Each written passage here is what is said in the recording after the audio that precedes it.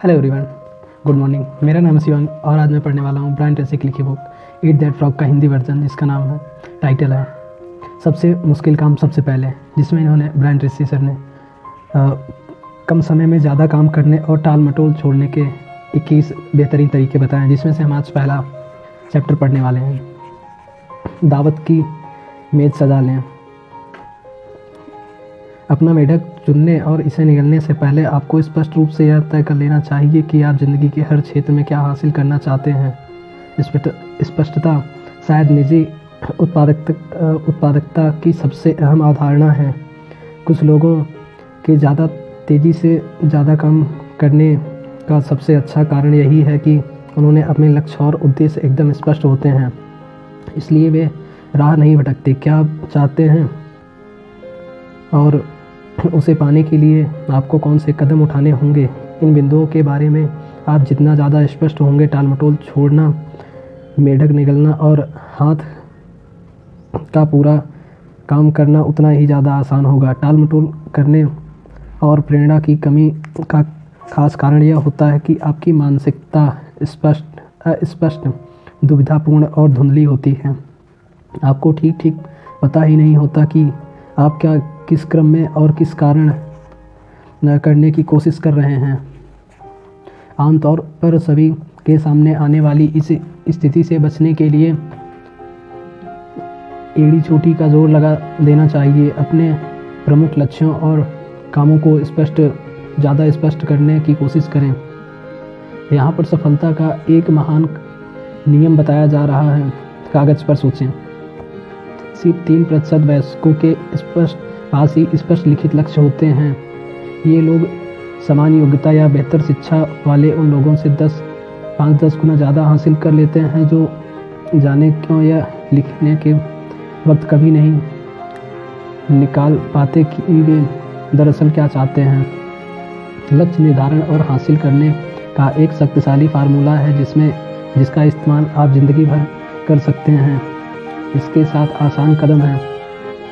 अगर आपने अब तक ये कदम उठाना शुरू नहीं किया तो इसमें से कोई भी कदम आपकी उत्पादकता को 2-3 गुना बढ़ा सकता है।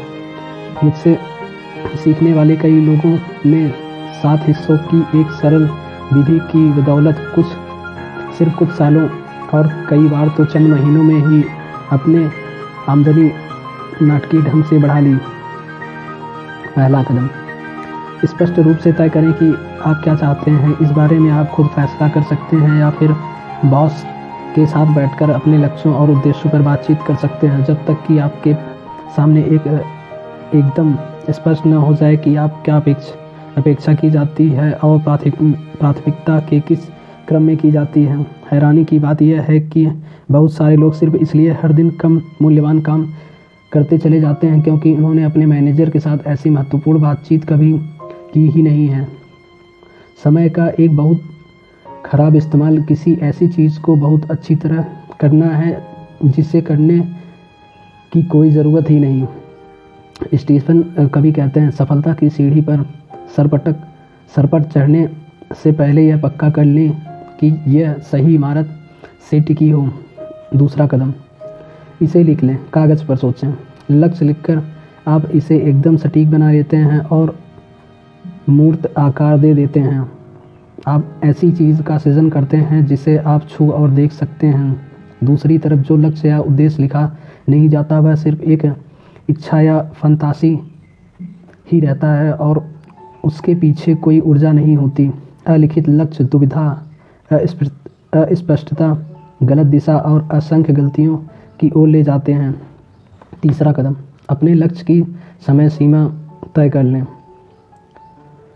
यह ज़रूरी हो तो उस मुख्य समय सीमा को कुछ छोटी समय सीमाओं में बांट लें। समय सीमा तय न की गई हो तो लक्ष्य हासिल करने की कोई जल्दीबाजी नहीं होती। ऐसे लक्ष्य की न तो कोई वास्तविक शुरुआत होती है और न ही कोई वास्तविक अंत।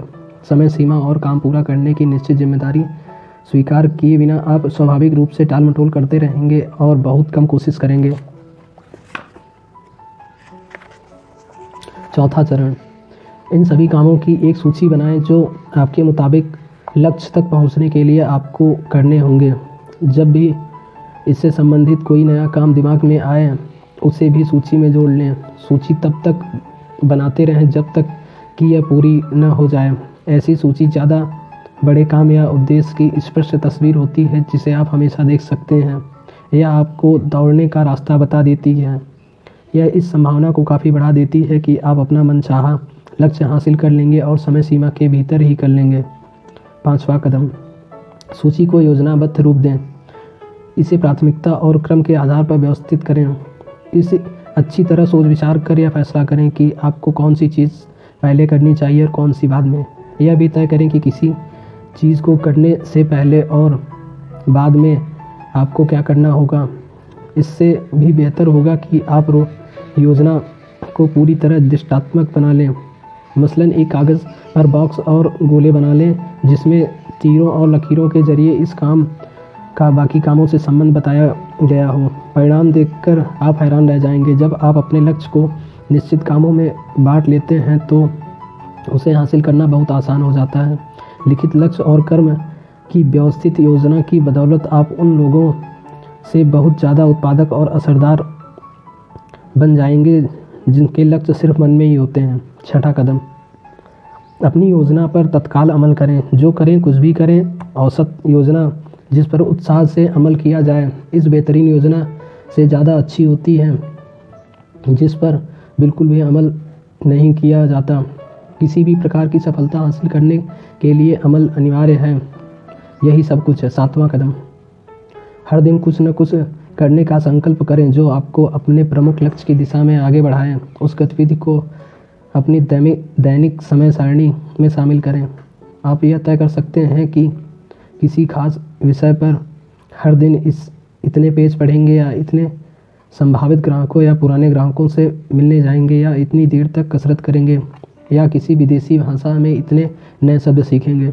काम चाहे जो भी हो, आप इसमें एक दिन भी चूक नहीं करते हैं।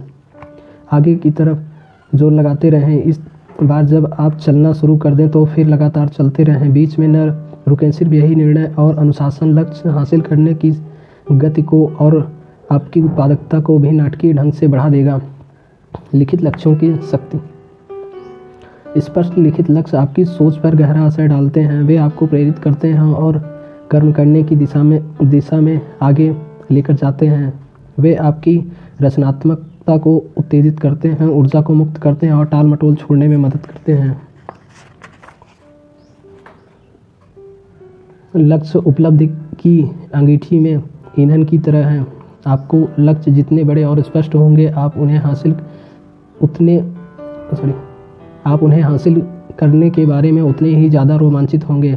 आप अपने लक्ष्यों के बारे में जितना ज़्यादा सोचेंगे उन्हें हासिल करने का आपका संकल्प और इच्छा उतनी ही बढ़ जाती है।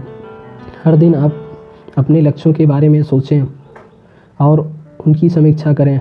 हर सुबह सबसे पहले वह काम करें जिसे आप अपने सबसे महत्वपूर्ण तत्कालीन लक्ष्य को हासिल कर सकते हैं। सारांश, हर सुबह एक मेढक निकलें। इसी वक्त एक कोरा कागज़ लें, 10 लक्ष्यों की सूची बनाएं जिसे आप अगले साल हासिल करना चाहते हैं। अपने लक्ष्य इस तरह लिखें जैसे एक साल गुजर चुका हो, वो सब साकार हो चुके हों। वर्तमान में लिखें, सकारात्मक अंदाज में लिखें और मैं से शुरू करते हुए लिखें ताकि आपका अवचेतन मन उन्हें फ़ौरन ग्रहण कर ले। मिसाल के तौर पर आप लिख सकते हैं, मैं इस साल इतने डॉलर कमाना चाहता हूँ और मेरा वज़न इतने पाउंड है, या मैं अमुक कार चलाता हूँ। दूसरा, 10 लक्ष्यों की इस सूची की समीक्षा करें, फिर उस एक लक्ष्य को चुनें जिसे आप हासिल करने से आपकी ज़िंदगी पर सबसे ज़्यादा असर होगा और अच्छा असर पड़ेगा। चाहे वह लक्ष्य जो भी हो, उसे एक अलग कागज़ पर लिखें, समय सीमा तय कर लें, योजना बनाएं, अपनी योजना पर अमल करें और फिर हर दिन कोई ना कोई ऐसा काम करें जो आपके उस लक्ष्य की दिशा में आगे बढ़ाए। सिर्फ इतने भर से ही आपकी ज़िंदगी बदल सकती है। Thank you.